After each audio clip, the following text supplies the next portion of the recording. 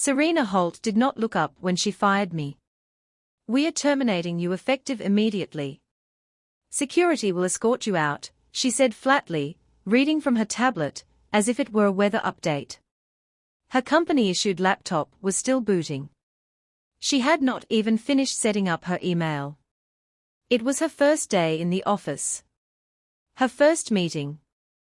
Her first decision. She was the CEO's daughter-in-law. I was Margaret Kane, the woman who had quietly held this company together for over 20 years. There was no handshake. No explanation. Just a junior HR associate standing behind her, pale and rigid, as though he had been forced into the room to witness something he didn't understand. The ink on Serena's onboarding paperwork was barely dry, yet she was already acting like an executioner. She wore her blonde hair in a sharp ponytail, her resume printed on thick cream paper, confidence inflated by a fresh MBA, and a last name that opened doors. She did not ask questions. She did not hesitate. She simply read the words exactly as they had been written for her. Someone had clearly rehearsed this moment with her, most likely her husband, or her father-in-law, Charles Holt, or perhaps the mirror she practiced authority in front of every morning. I did not argue. That was what she expected.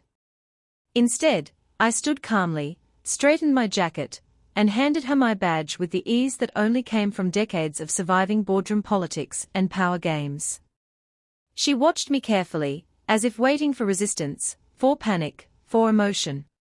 None came. She thought she was firing me. She thought this moment made her powerful. I want to do this properly, I said evenly.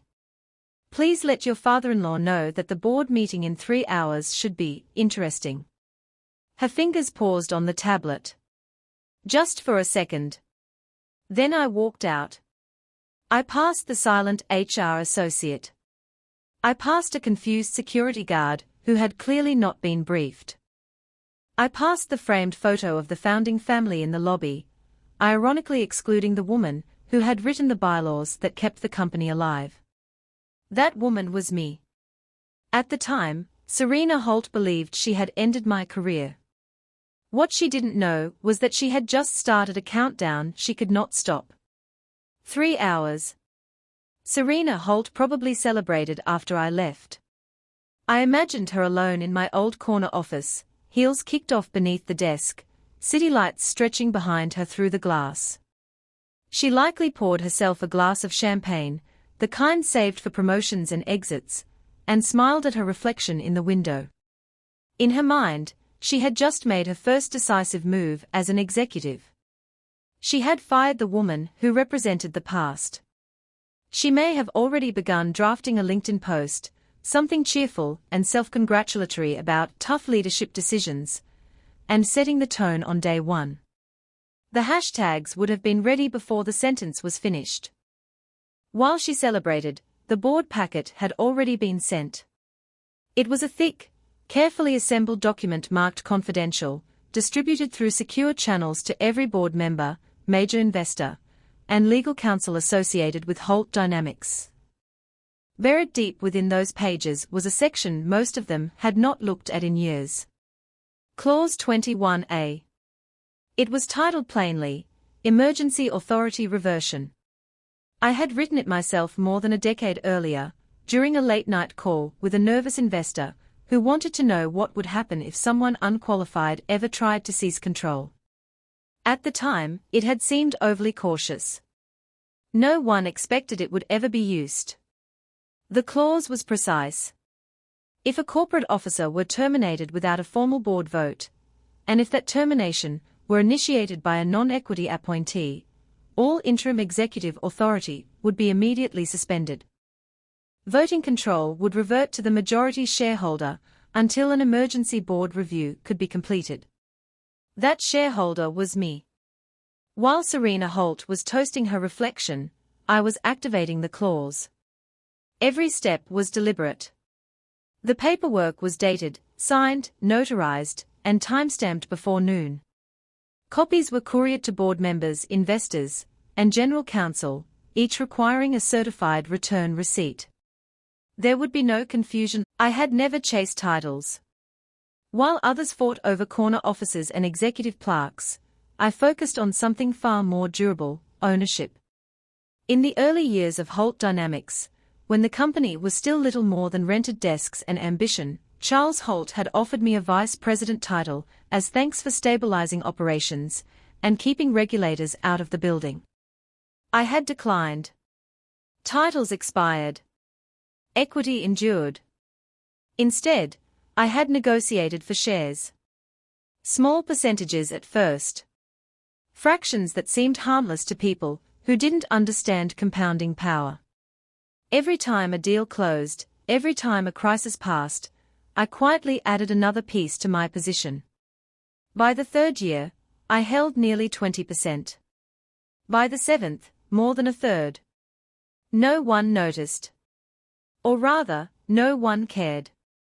They were too busy naming conference rooms after family members and celebrating short-term wins. I was reading contracts, revising bylaws, and preparing for contingencies no one else wanted to imagine. When the company's chief financial officer resigned after an internal audit exposed misallocated funds, chaos followed. Lawsuits were threatened. Reputations trembled. In the middle of it all, the CFO needed cash quickly. I purchased his shares at a steep discount. Divorce, I had learned, made people careless. My stake grew. Years later, when Charles Holt's brother attempted to sue the company over a failed licensing agreement, the conflict nearly tore the board apart. The case collapsed under its own weight, but the damage was real. To avoid public fallout, a private settlement was reached. I accepted his remaining shares in exchange for silence and a comprehensive non-disclosure agreement. That single transaction shifted everything. 72%. I became the majority shareholder without fanfare, without announcements, without applause.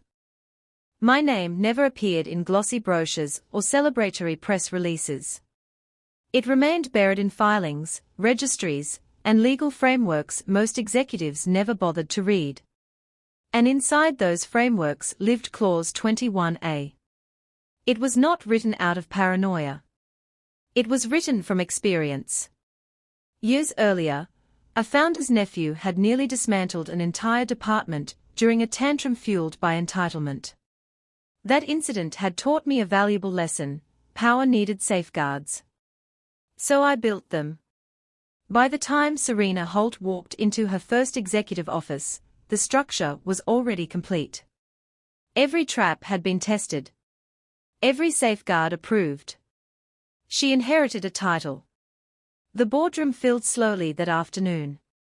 Executives arrived with their usual confidence, tailored suits, rehearsed smiles, phones buzzing with last-minute updates. No one expected surprises. The agenda looked routine: quarterly projections, the pending international expansion, and a brief leadership update from Serena Holt. She arrived last. Serena walked in with the posture of someone who believed the room belonged to her. She took her seat near the head of the table, tablet in hand, expression calm, almost pleased. The confidence was convincing. If anyone noticed the tension beneath it, they said nothing. Charles Holt cleared his throat and called the meeting to order. They were 10 minutes in when the interruption came. The General Counsel, Victor Lane, quietly raised a hand. His face was pale, his usually steady voice noticeably strained. "Before we proceed," he said, "there is a procedural matter that must be addressed immediately." Serena frowned. "Can this wait until the end?" Victor shook his head. "No. It cannot." He projected a document onto the screen. The title alone shifted the air in the room. Emergency Authority Reversion, Clause 21A. Murmurs rippled across the table. A few board members leaned forward, squinting at the screen as if seeing something they hoped was a mistake. Victor continued. This clause was triggered at 9:47 a.m. today following the termination of a senior officer without board authorization. Silence. Serena's fingers froze on her tablet. Charles turned toward her slowly. What termination? She opened her mouth, then closed it. For the first time since entering the room, uncertainty cracked her composure. Victor adjusted his glasses. Under Clause 21A, all interim executive authority is suspended pending emergency review. Voting control reverts to the majority shareholder. A board member spoke sharply. Who is the majority shareholder? Victor hesitated, then answered. Margaret Kane. The name landed like a dropped glass. Several executives exchanged confused looks. Others went still, suddenly aware that they had underestimated someone they had not seen in years. Charles's face drained of color. He knew the name. He knew the clauses. He also knew what this meant. Serena pushed her chair back. That's impossible. She was terminated this morning. Victor met her gaze. Employment status does not affect shareholder control. The room went quiet again, this time with understanding. The meeting was no longer about projections or expansions. It was about survival. The first sign came from the finance department. At 2:18 p.m., the automated approval system rejected a routine transfer tied to the international expansion deal. The alert was flagged red and escalated instantly. Within minutes, phones began ringing across the executive floor. The head of IT, Daniel Reeves, stared at his monitor in disbelief. Administrative access codes that had worked flawlessly for years were suddenly invalid. Executive dashboards displayed the same message again and again. Access restricted. Authority reversion in effect. This has to be a glitch, Serena Holt snapped, standing behind him. Her voice was sharp, brittle around the edges. Override it. Daniel shook his head slowly. There is no override for this level. These permissions are hard-coded into the governance system. Across the building, department heads experienced the same lockout. Contracts stalled. Sign-offs failed. Vendor payments froze mid-process. The company's digital nervous system had gone rigid. The system was doing exactly what it had been designed to do. In legal, junior associates were frantically pulling archived files. Old governance memos resurfaced, documents few of them had ever read, much less understood. The language was unmistakable. Clear. Absolute. Clause 21A was not symbolic. It was operational. By mid-afternoon, the investors noticed. Calls poured in, demanding explanations for why a deal rumored to be worth $50 million had suddenly gone silent. The expansion agreement, scheduled for final execution that evening, now sat untouched, legally inaccessible without majority authorization. Charles Holt tried damage control. He moved from office to office, voice low, tone urgent, assuring partners that everything was procedural and temporary. No one believed him. Serena retreated to the executive suite, pacing. Her confidence had eroded into frustration, then into something closer to fear. She replayed the morning again and again, searching for the moment she could undo. It did not exist.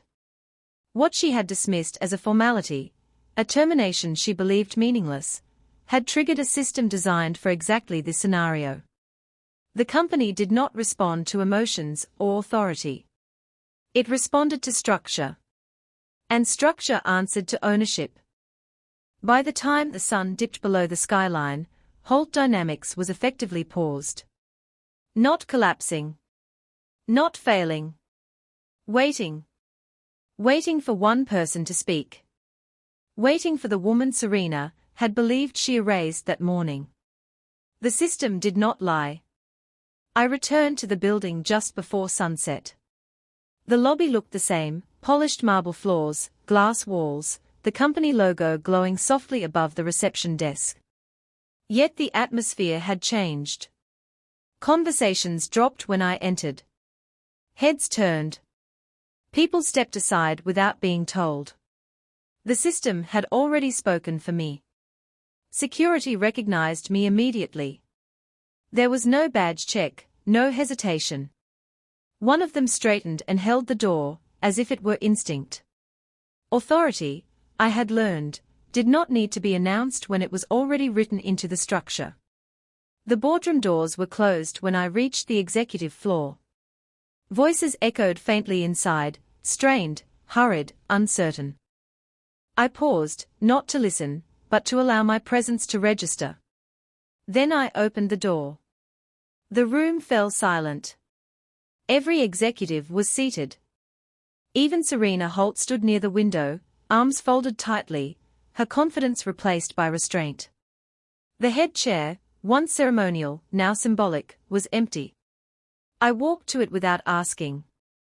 Charles Holt looked up at me, older than he had that morning. Margaret, he said carefully, as if testing the name in his mouth. Charles, I replied, taking my seat. Victor Lane cleared his throat. As per Clause 21A, majority authority has reverted. Ms. Kane has full control pending board review. No one objected. I placed a leather folder on the table and opened it slowly. Inside were copies of the expansion deal, governance records, and a single-page memorandum. The $50 million agreement is suspended, I said calmly. Effective immediately. Serena stepped forward. You can't just, I raised a hand. She stopped. I can, I said. And I have. I looked around the table, meeting each pair of eyes in turn. This company was not built to serve entitlement. It was built to survive it. The words settled heavily. I am not here to punish, I continued. I am here to correct. The board approved the suspension unanimously. There was no debate. The decision was inevitable. Serena did not sit. She stared at the table, then at me. For the first time, she understood the difference between position and power. By the end of the meeting, roles were reassigned. Access was restored selectively.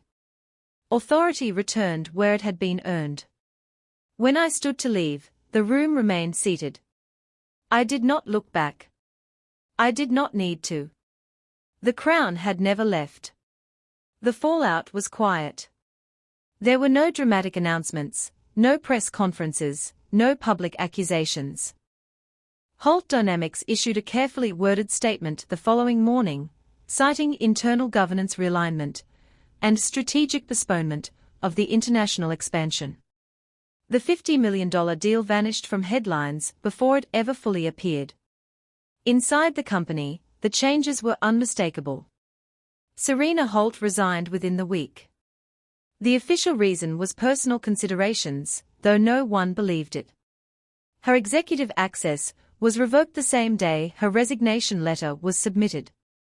She left through the side entrance, escorted not by security, but by silence. No farewell email followed. No one asked for one. Charles Holt stepped down from daily operations soon after. Age and stress were cited, but the truth was simpler. Founders who forgot the rules they had approved rarely survived the reminder. He retained an honorary title, nothing more. Influence, once lost, rarely returned. The board stabilized. With authority restored, stalled contracts resumed selectively. Some partnerships were renegotiated. Others were abandoned entirely. The expansion deal, once heralded as transformational, was formally dissolved. The risks had always outweighed the rewards. It had taken a crisis to force honesty. Employees noticed the shift immediately.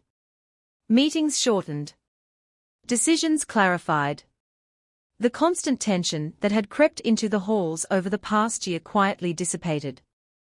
Systems functioned again, not chaotically, but deliberately. I remained largely unseen. I declined interviews. I refused public acknowledgement.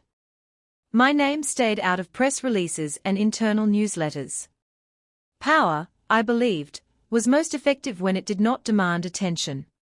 On my final visit, I walked through the lobby one last time. The founder's portrait still hung on the wall, unchanged. I left it that way. History did not need rewriting, only remembering. As I exited, a junior analyst held the door open for me. She nodded, respectful but unaware of the full story. That was fine. The lesson did not belong to me alone. It belonged to the structure, to the clauses, to the quiet preparation that outlasted ego and impulse. Titles came and went. Deals rose and collapsed. But ownership endured. I had not destroyed the company. I had saved it from the belief that authority could exist without consequence.